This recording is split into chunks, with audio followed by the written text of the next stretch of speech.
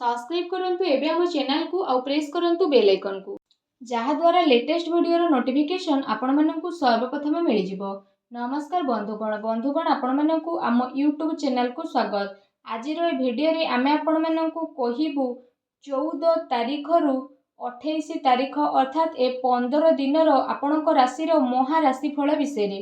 ए 15 दिन रो समय आपणक पई किपरि साब्यस्त हेबो, ग्रह नक्षत्र हिसाब से किपरि स्थिति रहिबो, ए 15 दिन रे केउ जिनिस रे आपणकु फायदा हेबो, केउ जिनिस रे आपणकु सावधान रहिबाकु पड़िबो, ता सहित 15 दिन रे आपणक लव लाइफ किपरि रहिबो, कैरियर किपरि रहिबो, बिजनेस आउ व्यापार किपरि रहिबो एवं स्वास्थ्य रो महत्वपूर्ण आउ सठिक इनफॉरमेशन वीडियो रे कहिबु। तो वीडियो बहुत ही महत्वपूर्ण, तेणु आरंभ रु शेष पर्यंत वीडियो को पूरा देखंतु। वीडियो को आपण आदौ भी मिस करंतु नहीं। वीडियो आरंभ करबा एहा पूर्व आपन को रिक्वेस्ट करबा, भगवान सूर्यदेवंकर सच्चा भक्त होइथिले वीडियो को लाइक करंतु।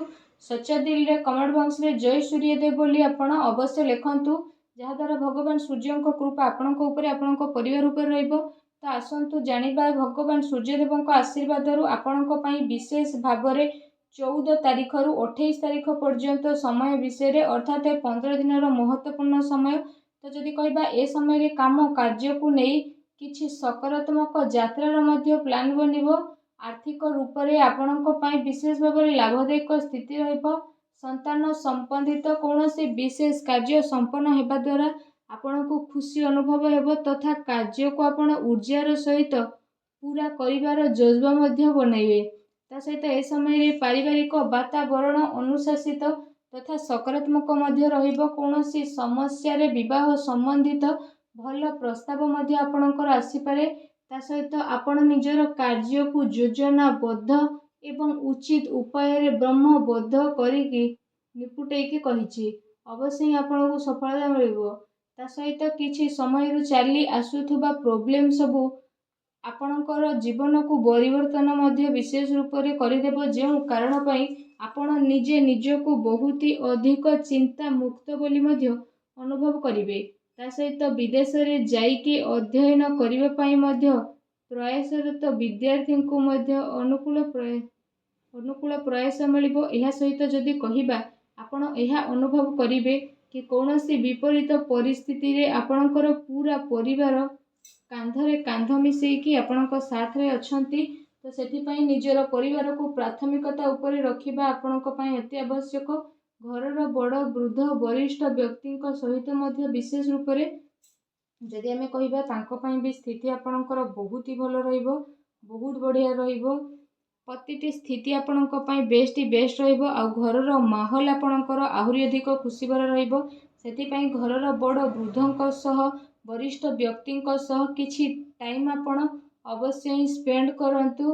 पारिवारिक सदस्य को आपणक ठारू किछि भल अपेक्षा रहिबो नाही। आ आपणको एहा पूरा करिवारे समर्थ आसीबे। तांकर पूरा खुशी आपणको बहुत अधिक खुशी प्रदान करिवो। ए समय रे धन रिलेटेड निवेश करिबा पई मध्य समय बहुत भल रहउची।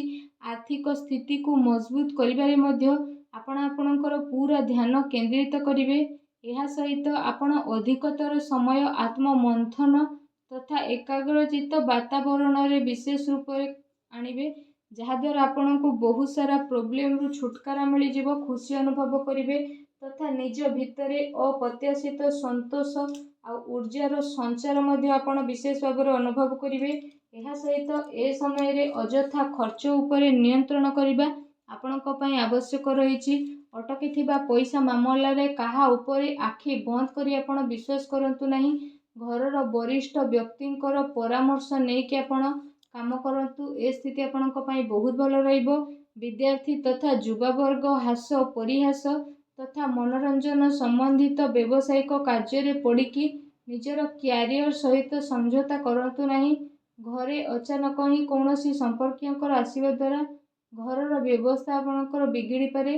ता सहित खर्चर अधिकता मध्य रहिबो। एहा सहित विशेष भाव में भूमि वाहन को लेकिन करज नबार योजना मध्य करि पारंती, किंतु आपण चिंता करंतु नहीं। धीरे धीरे एहा आसानी रे सुझी मध्य जीव।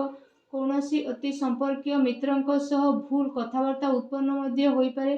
ठीक एहा हेबो कि संबंध खराब हेबा जेपरि स्थिति ଆପଣଙ୍କର ଉତ୍ପନ୍ନ ହେବାକୁ ଦିଅନ୍ତୁ ନାହିଁ। ବ୍ୟବସାୟରେ ଉତ୍ଥାନ ପତନ ତଥା ଆର୍ଥିକ ପରିବର୍ତ୍ତନ କାରଣରୁ ପରିବାର ସଦସ୍ୟଙ୍କର ଖର୍ଚ୍ଚରେ ମଧ୍ୟ ପରିବର୍ତ୍ତନ ଆପଣଙ୍କୁ ଆସିବ, ଯେଉଁ କାରଣ ପାଇଁ ପିଲାମାନେ ଉଦାସ ମଧ୍ୟ ହୋଇପାରନ୍ତି। ସେଥିପାଇଁ ଏ ସମୟରେ କାହା ଉପରେ ବି ଅତି ବିଶ୍ୱାସ ଆପଣ କରନ୍ତୁ ନାହିଁ, ଏହା ଆପଣଙ୍କ ହାନିର କାରଣ ହେବ।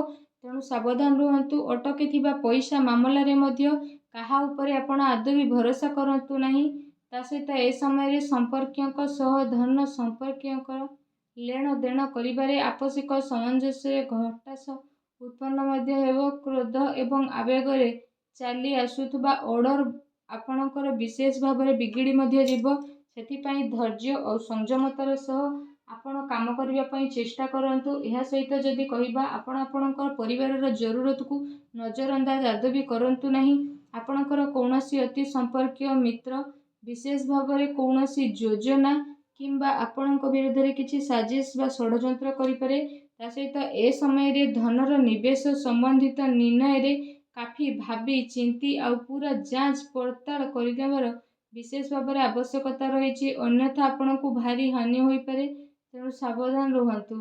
ଆସନ୍ତୁ ଜାଣିବା ଆପଣଙ୍କ ଲଭ୍ ଲାଇଫ୍ ବିଷୟରେ। ଏ ସମୟରେ ପତି ପତ୍ନୀଙ୍କ ଭିତରେ ଚାଲି ଆସୁଥିବା ଭୁଲ ବୁଝାମଣା ମତଭେଦର ସମାପ୍ତ ହେବ ତଥା ପାରିବାରିକ ମାହୋଲ ମଧ୍ୟ ସୁଖଦପୂର୍ଣ୍ଣ ରହିବ। ପରିବାରର ବାତାବରଣ ସୁଖଦପୂର୍ଣ୍ଣ ମଧ୍ୟ ରହିବ। ଘରର ସବୁ ସଦସ୍ୟଙ୍କର ଆପୋଷିକ ତାଳମେଳ ଘରେ ସକାରାତ୍ମକ ଊର୍ଜାକୁ ମଧ୍ୟ ଆଣିବ। ତା ସହିତ ଜୀବନ ସାଥୀଙ୍କ ସହ ସମ୍ବନ୍ଧରେ ମଧ୍ୟ ଆହୁରି ଅଧିକ ଘନିଷ୍ଠତା ଆସିବ। ଯୁବା ବର୍ଗ ପ୍ରେମ ପ୍ରସଙ୍ଗ ତଥା ସୋସିଆଲ ମିଡ଼ିଆରେ ନିଜର ଟାଇମକୁ ଆଦୌ ବି ଖରାପ କରନ୍ତୁ ନାହିଁ। ବୈବାହିକ ଜୀବନ ସୁଖଦପୂର୍ଣ୍ଣ ରହିବ। କୌଣସି ପୁରୁଣା ମିତ୍ରଙ୍କ ସହ ଅଚାନକ ସାକ୍ଷାତ ଆପଣଙ୍କୁ ଖୁସି ଆଉ ନୂଆ ଊର୍ଜା ପ୍ରଦାନ କରିବ। ଏ ସମୟରେ ଘରେ ସୁଖ ଶାନ୍ତିର ବାତାବରଣ ରହିବ। ପ୍ରେମ ସମ୍ବନ୍ଧକୁ ଆପଣଙ୍କୁ ସ୍ୱୀକୃତି ମିଳିବା କାରଣରୁ ମନରେ ଗୋଟେ ନୂଆ ଆଶା ମଧ୍ୟ ବିଶେଷ ଭାବରେ ରହିବ। ଯଦି ବ୍ୟବସାୟ କ୍ୟାରିୟର ବିଷୟରେ କହିବା, ତ ଏ ସମୟରେ ଆପଣଙ୍କର ଉଦାରତା ତଥା ମୃଦୁଭାଷୀ ସ୍ୱଭାବ ଦ୍ୱାରା ବ୍ୟାପାରିକ ସମ୍ବନ୍ଧ ଆହୁରି ଅଧିକ ଭଲ ବନିବ। କିନ୍ତୁ ନିଜର ପ୍ରଡକ୍ଟର କ୍ୱାଲିଟିକୁ ନେଇକି ଆହୁରି ଅଧିକ ବେହତରୀନ କରିବା ଆପଣଙ୍କ ପାଇଁ ଅତି ଆବଶ୍ୟକ ରହିଛି। ନିଜର କାମ କାର୍ଯ୍ୟରେ ସତର୍କ ରୁହନ୍ତୁ। ଫାଇଲକୁ ସଜାଡ଼ିକି ରଖନ୍ତୁ। କୌଣସି ବ୍ୟକ୍ତି ଏହାର ଦୁରୁପଯୋଗ କରିପାରେ। ତା ସହିତ ଏ ସମୟରେ ବ୍ୟାପାରରେ ବିସ୍ତାରର ଯୋଜନା ମଧ୍ୟ ଆପଣ ବହୁତ ଅଧିକ ଗମ୍ଭୀରତାର ସହ ବନେଇବେ। ତା ସହିତ ଆପଣ ପ୍ରତିଟି ଜିନିଷର ଗୁଣବତ୍ତା ଉପରେ ଧ୍ୟାନ ଦେବାର ଆବଶ୍ୟକତା ରହିଛି। ମାର୍କେଟିଂ ତଥା ଜନ ସମ୍ପର୍କର ଦାୟରା ବହୁତ ଅଧିକ ବିସ୍ତୃତ କରିବାରେ ଆପଣ ଆପଣଙ୍କ ଧ୍ୟାନ କେନ୍ଦ୍ରିତ କରନ୍ତୁ। ଚାକିରିରେ କେତେ ସାରା ସ୍ଥିତିକୁ ସୁଗମତାର ସହ ଆପଣ କରିବା ପାଇଁ ଚେଷ୍ଟା କରନ୍ତୁ। ଏହା ସହିତ ଏ ସମୟରେ ଆପଣ ବ୍ୟବସାୟିକ ବିସ୍ତାର ସମ୍ବନ୍ଧିତ ଯୋଜନା ଉପରେ ପୁନଃ ବିଚାର ଅବଶ୍ୟ କରନ୍ତୁ। କୌଣସି ଛୋଟ ବଡ଼ ନିର୍ଣ୍ଣୟ ନେବା ସମୟରେ କାହାର ବି ମାର୍ଗ ନିଃଶ୍ୱାସ ଆପଣ ନିଅନ୍ତୁ ନାହିଁ। ତା ସହିତ ଅର୍ଡର ପୂରା କରିବା ଚକ୍କରରେ ଆପଣ ବହୁତ ପରିଶ୍ରମ ମଧ୍ୟ କରିବେ। ଚାକିରିରେ ଅଧିକାରୀ ଆଉ ସହକର୍ମୀଙ୍କ ସହ ସମ୍ବନ୍ଧ ଆପଣଙ୍କର ବହୁତ ହି ଭଲ ରହିବ। ଚାକିରି ଆଉ ବ୍ୟାପାରର ପରିସ୍ଥିତି ଆପଣଙ୍କର ବେଷ୍ଟ ରହିବ। ନୂଆ ପ୍ରୋଜେକ୍ଟ ଆପଣଙ୍କର ହୋଇ ମଧ୍ୟ ଯିବ, କିନ୍ତୁ ବାହାର ବ୍ୟକ୍ତିଙ୍କ ଉପରେ ଭରସା କରନ୍ତୁ ନାହିଁ। କୌଣସି ପ୍ରକାରର ସମସ୍ୟା ହେଉଛି ତ ଘରର ବଡ଼ ବୃଦ୍ଧ ବା ବରିଷ୍ଠ ଲୋକଙ୍କୁ ନିହାତି କୁହନ୍ତୁ ଆଉ ତାକୁ ସୁଲଝେଇବା ପାଇଁ ଆପଣ ଚେଷ୍ଟା କରନ୍ତୁ। ଆଉ ଭିଡ଼ିଓ କେମିତି ଲାଗିଲା ଆମକୁ କମେଣ୍ଟ କରିକି ଜଣାନ୍ତୁ। ଧନ୍ୟବାଦ।